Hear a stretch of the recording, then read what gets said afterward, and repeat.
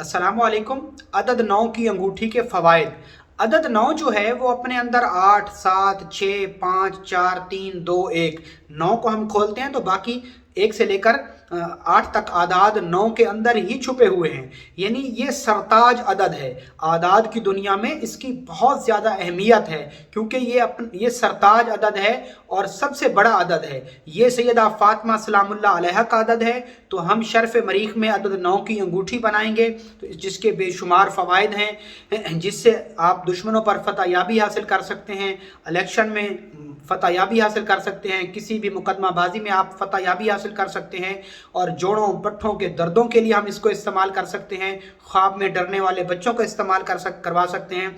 इसके बेशुमार फ़वाइद हैं क्योंकि अदद 9 सरताज अदद है और आदाद की कुव्वत में इसकी बड़ी कुव्वत है, और ये सैयदा फातिमा सलामुल्लाह अलैहा का अदद है। तो अदद 9 की अंगूठी के बेशुमार फ़वाइद हैं, आप इसको इस्तेमाल करें।